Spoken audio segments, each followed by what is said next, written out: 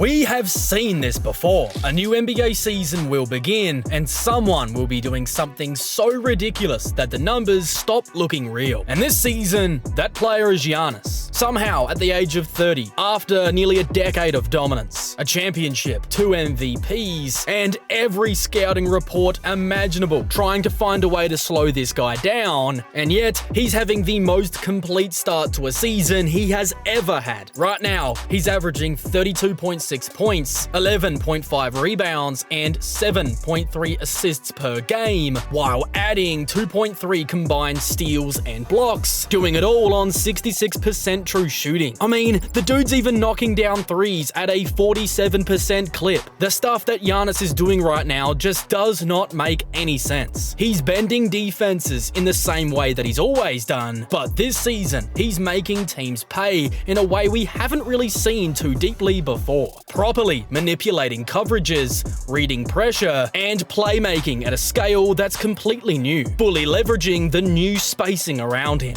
And the craziest part about all of this is that nothing has even fully clicked for Milwaukee just yet. Giannis has been doubled more than any star in the league to begin this season. Every time he touches the ball inside of the three-point arc, he's swarmed, trapped, collapsed on, or completely walled off. And instead of trying to crowbar his way through bodies like he used to, he's now beating teams instead. And I mean dictating terms, using his playmaking abilities instead. He's reading coverages like a quarterback, manipulating weak side defenders, and now that Milwaukee has the right spacing around him, he's able to make an array of reads, hitting backdoor cutters like a Kuzma, corner shooters like AJ Green and Gary Trent, and the roll man or pop man in screen actions like Miles Turner and or Bobby Portis now that he gets to be the ball handler. It wasn't just an accident that he put up 25 points and 18 assists on 67% shooting against Charlotte. That was a deliberate approach. He's just consistently making the right reads on drives, and it's been quietly revealing a new version of Milwaukee's offense, one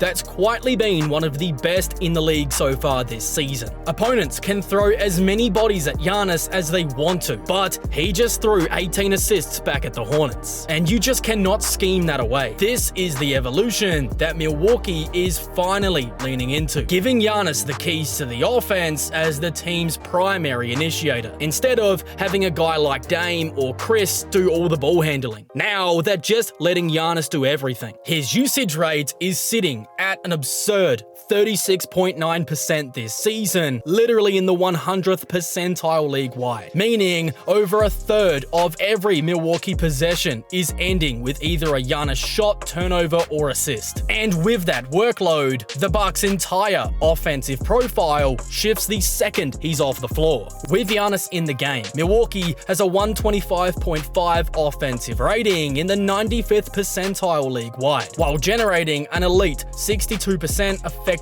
field goal percentage. Those numbers are great, good enough to give the Bucks a plus 9-point differential when he's out there. Compare that to last season, when he was essentially the secondary initiator behind Damian Lillard. Giannis and Dame together posted a 117.9 offensive rating, only in the 75th percentile. Still above average, but nothing close to what we're seeing now. Just giving Giannis the ball more often has completely transformed this offense. Even though the Bucks lost Damian Lillard and didn't really replace that offensive production at the guard spot, Milwaukee got better by just surrounding Giannis with a bunch of play finishers instead of guys who are trying to set up plays for Giannis. Because the fact of the matter is, Giannis is the table setter. He's the guy who can go get his own, and while doing so, create great looks for everybody else. And Milwaukee is finally fully leaning into that. Now, the big concern, and it's one I've seen a lot of people bring up, is how much Giannis is having to do and whether or not he can hold up over the course of the full season. His playoff injury history since the championship year definitely makes this a question that you can't ignore. But here's something nobody seems to be talking about: Giannis is only playing 33 minutes a night. Last season, he played 34, and the year before that, he played 35. And in those years, he had a far better supporting cast, at least from a talent perspective. Milwaukee clearly is managing him differently now, focusing on getting him to the postseason fully healthy. The idea is simple: counterbalance the increased usage with fewer minutes and more rest days. Now, whether or not this actually works long term is something that only time will tell us. But Giannis is only part of what's happening in Milwaukee right now, because the biggest shift in the team's season did not come from their MVP. It's actually come from a guy that almost nobody believed in, Kyle Kuzma. Most Bucks fans wanted this guy traded as fast as possible, especially after how badly he played in the postseason a year ago. He literally had a game where he did not record a single stat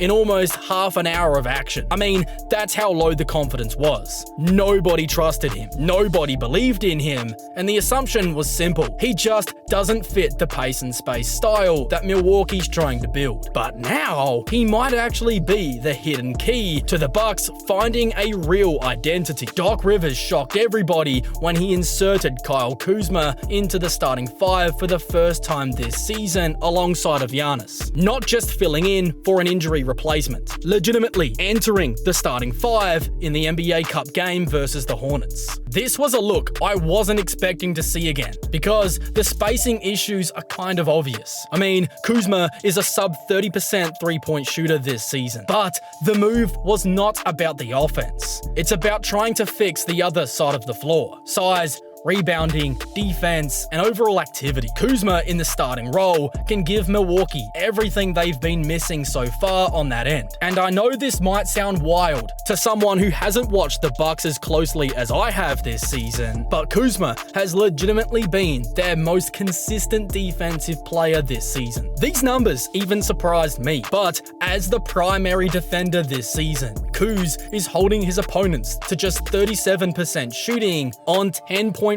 attempts per game. And Milwaukee's not hiding him either. He's legitimately guarding the best players on the other team. One of his early season big defensive games was when he completely shut down Karl Anthony Towns. And really, he's been quietly excellent on that side of the ball all season. And when you add in his well-known rebounding ability, especially when he's playing the three matched up against smaller wings, then the fit defensively just makes a ton of sense. It solves a problem that Milwaukee has desperately needed to fix, and we'll get to that more deeply later. Offensively though, this is where Kuzma still needs to prove that he is the right guy for the starting five. He needs to show us that he can complement Giannis. He still has a few of these little Washington moments, as I call them, where he goes rogue and takes a completely terrible shot, but they've been far less often this season. Off the catch is where he's been doing most of his damage, currently giving the Bucks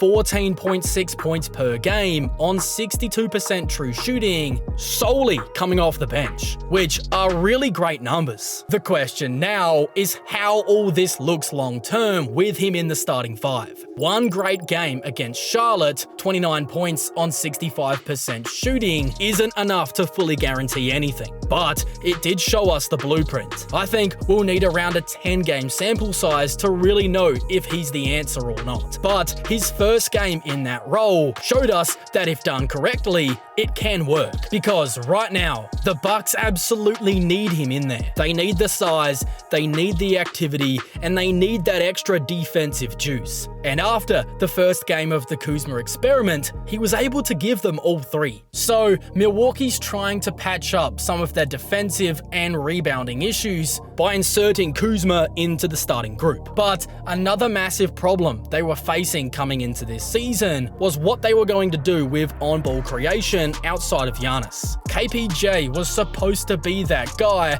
until he went down on opening night, and that completely opened the door for Ryan Rollins to step in. in, and he's been fantastic. I've already made an entire video explaining why his breakout wasn't a fluke, and since then, he's only continued to prove me right. Against the Hornets, in his most recent game, he put up 20 points, 8 boards, and 4 assists on 8 of 12 shooting, and 4 of 6 from deep. If he's not the leader for the most improved player, it's probably AJ Mitchell of the Thunder. But honestly, if neither of these guys go on to win it, we need to riot, because they've both been ridiculously good. Rollins is giving Milwaukee 17.5 points, 5.5 assists, and 1.7 steals per game, while shooting a ridiculous 48% from 3 with a 65% true shooting percentage overall. Those are insane efficiency numbers, especially for a young guard who was supposed to just be a nice off-the-bench piece. Instead, he's giving them something they've desperately needed for 2 seasons. A good defensive guard, someone who can make plays off the dribble, a guy who can actually hit threes at a good volume, and most importantly, someone outside of Giannis who can apply real rim pressure. He's almost become their stabilizer at the guard spot, and the main reason why the offense hasn't collapsed without the presence of Damian Lillard. But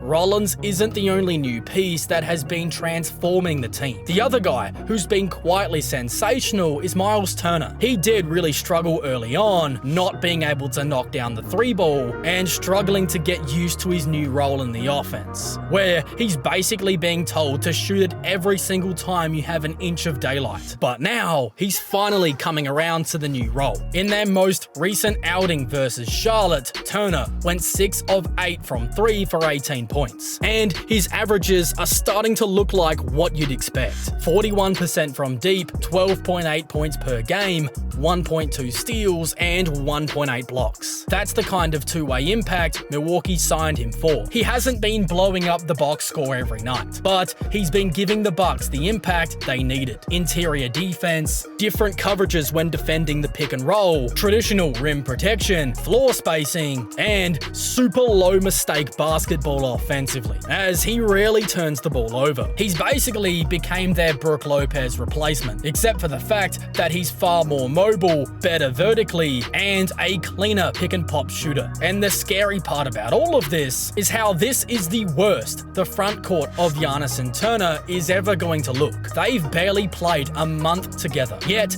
they're already fitting in well, and they have not even scratched the surface of what they're actually going to be. But all of this brings us to the problems that Milwaukee still has, and the areas they absolutely need to improve upon before the playoffs. The first issue is their defensive rebounding. Milwaukee sits in the bottom third of the league, 20th for defensive boards per game. It simply doesn't matter how well you defend the first action if you keep allowing teams to crash the offensive glass and attack you again. Charlotte managed to score 12 second chance points, and that's actually on the lower end of the damage teams have been able to do. Their rebounding issues were put on the maximum display against the Rockets, the best rebounding team in the NBA. Houston grabbed 50 boards to Milwaukee's 27, generating 18 second chance points, completely manhandling the Bucks down low. And for a team with Giannis and Miles Turner patrolling the paint, they should not be this bad on the glass. It's one of the main reasons Doc Rivers made that change to the starting 5 to add Kuzma, trying to insert more size, length, and physicality out there on the floor. Because the truth is very simple. You're not going to be able to win deep into the playoffs with that kind of a leakage. And that leakage has bled directly into Milwaukee's overall defensive numbers this season. The Bucks are currently sitting in the 42nd percentile in defensive rating, allowing 116.7 points per 100 possessions, which is far worse of a number than I expected. The eye test will tell you that they should be a far better defensive team this season. Turner's mobility certainly helps. They have more answers when when it comes to defending pick and roll instead of just running drop coverage every single time. And with Ryan Rollins out there instead of Lillard, they look more active. But the metrics and numbers do not reflect it because they're giving up so many offensive rebounds, killing what would have been solid defensive possessions. The second problem kind of continues on from this discussion. It's the perimeter defense. Now, it hasn't been horrendous, but it definitely hasn't been good. Too many players who are 6'4" or shorter are being forced to guard up. Too many blow-bys, too much reliance on Giannis and Turner to erase shots from the backline, and yes, Kuzma entering the starting five should help, but the roster still lacks defensive wings. And that's a problem you're not going to be able to ignore in April or May. The third issue, and arguably the most pressing, is the non-Giannis minutes. Without Giannis in the game, the offense just disappears. The spacing collapses, creation is gone, and the scoring evaporates. Everything just falls apart. Milwaukee desperately needs Rollins to continue to develop. They need Kuzma to be good in the starting five offensively. They need Kevin Porter Jr. to get back healthy as soon as possible. And they need the bench to stop bleeding points when Giannis sits. Right now, when Giannis isn't in the game, Milwaukee has an offensive rating of 105.3 in the 6th percentile in the entire league, while also having the lowest free throw rate in the NBA, and a defensive rating of 116.8, equating to a point differential of minus 11.5 whenever Giannis is not present. That's really bad, and it means the Bucks need to try and find a way to stagger the minutes better. Maybe having more minutes where it's just Miles Turner out there to try and at least get that point differential a little higher. When Kevin Porter Jr. comes back, I think the bench unit will look a lot better, but it might just be an issue that this roster's always going to have, unless a move is made. If Milwaukee can clean up these areas, the rebounding, the perimeter defense, and the rotational minutes, I think they could be in a much stronger position. The team's certainly not complete. They're definitely missing pieces, and with limited picks and very few assets, I'm not sure how they're actually going to be able to make the moves needed. But what's absolutely clear is that this is the best version of Giannis we've ever laid our eyes on. And with this version of Giannis controlling everything, the Bucks do have a real chance against anybody when he goes into full takeover mode. But in a similar vein, when Oklahoma City gets going, it feels like there's nothing you can do to slow them down. And if you want to see how the best team in the NBA somehow got even better this season, all while missing their second best player, then you can check out that full breakdown video right now.